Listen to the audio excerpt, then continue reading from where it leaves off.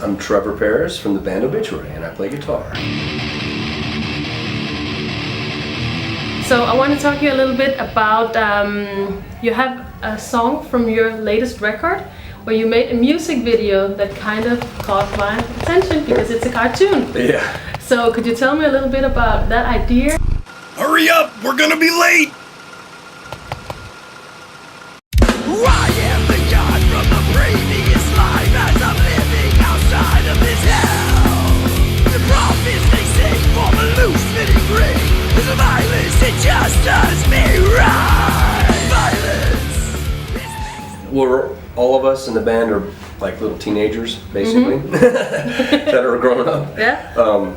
I think for probably the last 20 years, it's been a dream to we always would like to do a cartoon, but obviously 15 years ago, to produce a cartoon was pretty expensive. It costs a lot of money to do anything like that, production, compared to doing just a video, normal video. So, and part of the idea was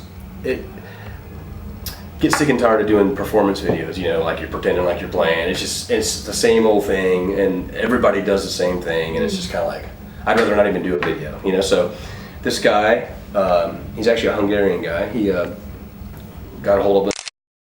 He's like, hey, I do this stuff, and he sent us some stuff and samples, and he's like, I do cartoons, and I'd like to do one for y'all. And we were like, pretty ironic because we've been wanting to do this forever. So and his artwork was great and silly, and he actually sent us really gory stuff, like babies being ripped apart, and like it was like, okay, we could go that route, or could we just, like I said, we're a bunch of children, so we're like, let's do something silly, and it's not so serious because, in death metal and black metal and metal in general, a lot of the people, it's really serious and dark, and which of course our music is, but we're kids at heart, so we were like, let's do something funny, and that's where the ideas came from. Mm-hmm. And obviously, there's a Walking Dead zombie little feature in there. That was me. I was like, well, we gotta throw something spooky. So yeah. It's all silly, but it was kind of like almost like doing like a Scooby-Doo idea that it's a cartoon in America, and they're using Scooby-Doo. Yeah, I've seen it. Yeah. So it was kind of that concept. We kind of bit off that as an idea, and that's what we did. And it's funny. Yeah, I love the part where you feed the cat before you leave. Who takes care? That's Donald. Yeah, the drummer. Yeah, he does that actually. That's where that came from. Oh yeah. At home, he feeds like 30 colonies every day of cats that are feral. So that's where that part came from. Nice. So who takes care of those cats now? Well, he's got some friends and his girlfriend. Okay. They kind of do it. And there's another part. Probably you saw me in the van. Barbecuing. Yeah. I have a business at home. I barbecue for a business and make my own sauces, and so that's where that got thrown in there.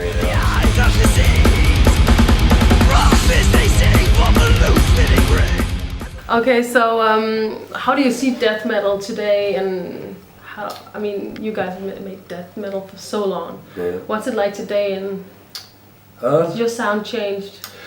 As far as Obituary, I mean, we're pretty much doing the same thing we've ever done. I mean, because it's kind of like AC/DC. I mean, why would you change something that people like so much? So we just try to continue to create good songs of our style, and like my guitar tone, I use the same exact settings I've been using since I was 15, basically.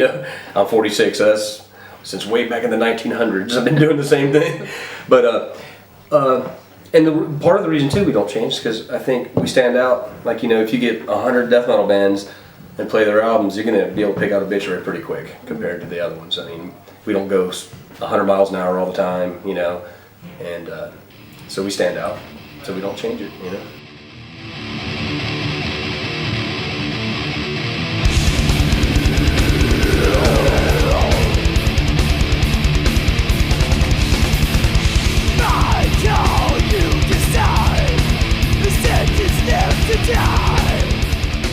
I also want to talk a little bit about the death of Frank Watkins, your former bass player, and if it's okay, then could you tell us a little bit about how it affected the band, even though he wasn't a part of the band at the end? Yeah, it hurts. I mean, he was a friend for years, Me and him used to live together. We were like best friends, like in the late 80s, early 90s. We lived together, and we hadn't actually been in communication for a few years, which hurts, but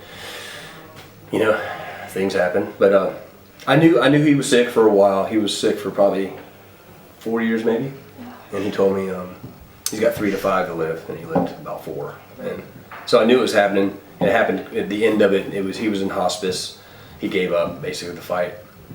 He was in and out of it, you know. Sometimes it was a remission, and it was cancer is what killed him. So he'd come back and go, and I guess it came back pretty hard, and he just couldn't handle it. So the worst part of it is obviously he was married, got 2 children, 13 and a 7-year-old.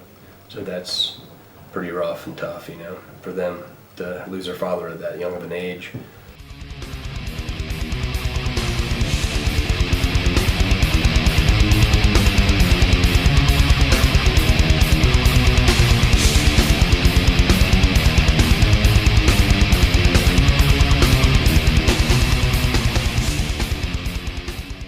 It happened the weekend before we left. I was in the airport buying flowers online, flying here, buying flowers for the funeral, you know. So that was that close to us leaving for tour. Okay. It happened literally that couple days. We were landing in Europe when he was being buried. So, wow. Yeah, pretty weird. Tough. Well, condolences. Yeah. Okay, so shit happens. Yeah, it does.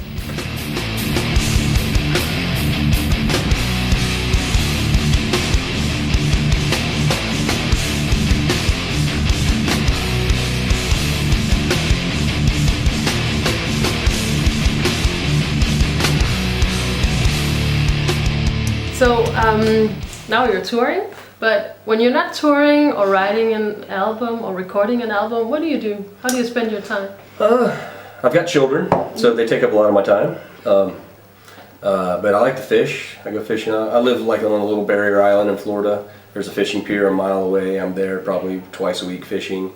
I like to go swimming in the beach. I love the salt water and ride my bike. You know, I barbecue. I have a business. We were talking about earlier, but I've got a food truck actually I built with a smoker on it. Nice slow smoke pork and ribs and stuff. Do sandwiches and go to events like art events or festivals and music events and sell there. And hopefully I'm gonna turn that into a restaurant one day. It's my ultimate goal to have a little restaurant. If you do that, would you quit music? Well, if I did a restaurant, I would have to take a break for at least the first couple of years because you gotta literally live there. You know, if you make a restaurant, to make it successful, you gotta live it. You know, and even my truck, I don't even run it obviously when I'm gone because that's why I did a truck. Because it's easy to shut it down. I can shut it down, put it away, come back after tour and restart it. But I doubt I'll ever fully quit playing music. You know, it's part of our lives and always will be. So. I am the god from the